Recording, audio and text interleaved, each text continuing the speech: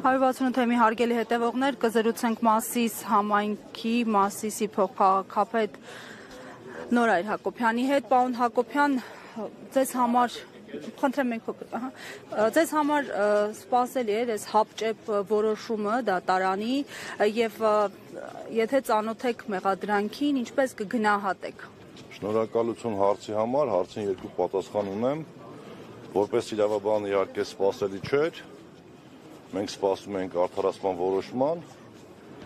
բայց բոլորս հասկանում ենք, որ քաղաքական դրդապատճառներով սպասելի էր, որ նմանատիպ որոշում կլինի, բայց սա չափից ավելի շատ էր, քան մեր սպասելիքը։ Եթե անգամ պետքա լիներ դատավճիռ մեղադրական, ապա գոնե պետքա լիներ նվազագույնով, այլ ոչ թե առավելագույնով, բայց հաշվի չառնելով մի շատ հանգամանքներ, մի կողմ դնելով գործի ոչ իրավական մասը, մի կողմ դնելով լիքը հանգամանքներ, 4 երեխաների հայր, անչափահաս երեխաների հայր, իրենց մատնանշած ժամանակահատվածից հետո վերընտրված համայնքի ղեկավար, արդեն ինչ խոշորացված համայնքի ղեկավար, մի շարք հանգամանքներ հաշվի չառնելով նրանք այնպիսի դատավճիռ կարդացին, որով զրկեցին նրան եւ ազատությունից, որով նաեւ կարող էր այդ ժամանակահատվածը օգտագործել առաջի ածանի դատանը վերաքննություն բողոքարկելու, այլ նաեւ դատապարտեցին 6 տարի 3 ամիս ազատազրկման։ Սա ուղղակի աբսուրդի ժանրից է։ Պարոն Հակոբյան, առիթ ունեցել եք զրուցել այս օրերին, երբ արդեն տեղեկացել եք խափանամիջոցի փոփոխության մասին Համբարձումյանի հետ, ինչպիսի տրամադրվածություն ուներ, ինչ էր ասում, ինչ էր նշում։ Բնականաբար առիթներ շատ են եղել, բարբերաբար ենք զրուցել, կախված աշխատանքային, նաև մեր հետագա ներկների մասին, քմծիծաղով եւ հեգնանքով են նայում դատավճռին, զարմացել էր, որ իրեն ճանաչողները մտածում էին, որ կարող է նա որևիցե մի պահ, մի վայրկյան մտածի, որ կարող է փախնի եւ դիմի փախուստի, եւ նա վստահ է, որ իր պայքարը հասնելու է հաջողության եւ հաղթական տրամադրությամբ գալիս է Հայաստան։ Մարդը գիտակցում է, որ գալիս է Հայաստան եւ ունի դատավճիռ եւ գնալու է նստելու 6 տարի 3 ամիս ժամկետում։ Դատավճիռի հրապարակման ժամկետը որոշեցին, որ նա պետք է պատժի։ Ժողովուրդ, ըստ իս չէ, ըստ յուրաքանչյուր խելամիտ դատողություն ունեցող մարդու հասկանալի է, որ նրան մեկուսացնում են առաջիկա բոլոր ընտրական եւ քաղաքական գործընթացներից։ Համբարձումյան Դավիթը Հայաստանի Հանրապետությունում կարևորագույն ֆիգուր է հանդիսանում, թե համապետական, մի կողմ դնեն վարչապետի թեկնածուի կարգավիճակը, դրա մասին կխոսեն եւ կազմակերպիչները եւ առաջադրող քաղաքական ուժերը, մի կողմ դնելով դա ինքը մեծ ուժ է ներկայացնում իրանից համապետական ընտրություններում։ Բնականաբար նման մարդ, նման սկզբունքային տղեն չէր կարող ուղղակի լիներ ազատության մեջ։ Ալեն Սիմոնյանը պնդում էր հակառակը, թե իրենց այսպես ասած ինչ է ներկայացնում, մոռանալով հավանաբար, որ Դավիթ Համբարձումյանը արդեն առիթ ունեցել է ապացուցելու իշխանությանը, թե իրենց ինչ է ներկայացնում եւ չի պարտվել իր համայնքում։ Ալեն Սիմոնյանին եւ դրանց շարքերում ժամանակավոր կամ մշտական տեղակայված մարդկանց չեմ ուզում մեկնաբանել։ Նրանք շատ լավ են ճանաչում Դավիթ Համբարձումյանի տղամարդ տեսակը եւ բնականաբար այլ բան չունեն, քան ստով կերակրելու հասարակությանը, Facebook-յան հասարակությանը ստով պետքա կերակրեն եւ այսօր թե երեք ինչ-որ ի պատասխան Համբարձումյան Դավիթի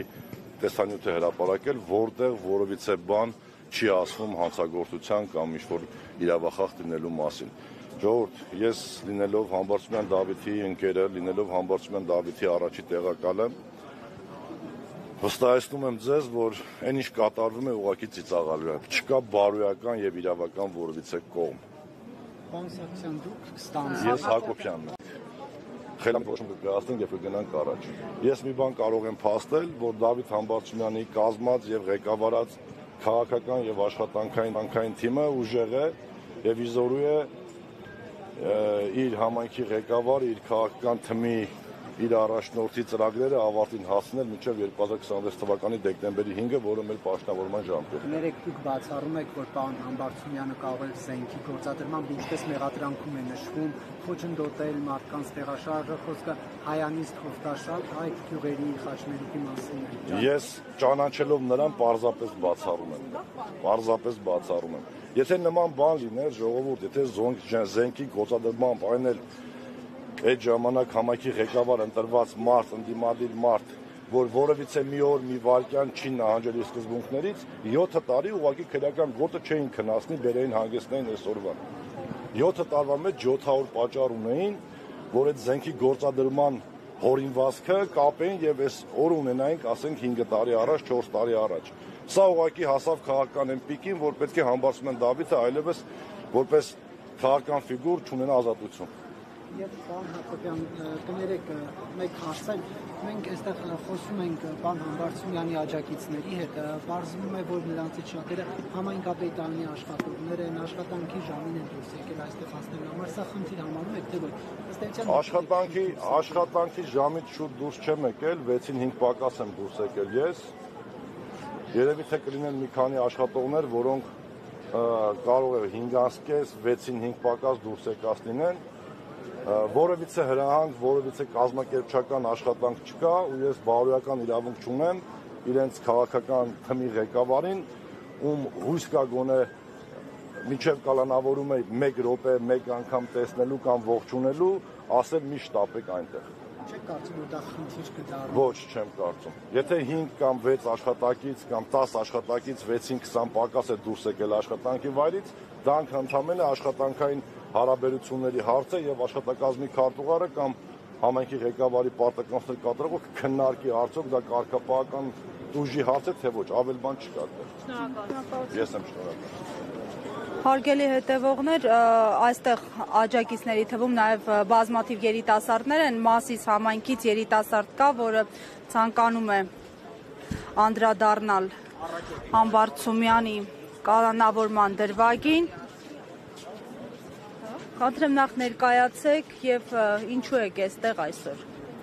Ես Ազա Համբարձումյանն եմ, հանդիսանում եմ Մասիսի շրջանի հանրապետական կուսակցության Մասիսի շրջանի երիտասարդական կազմակերպության նախագահը։ Այստեղ եմ աջակցելու իմ համայնքապետին, քանի որ մշտապես իր աշխատանքում տեսել եմ երիտասարդների աջակցություն, երիտասարդական ծրագրերի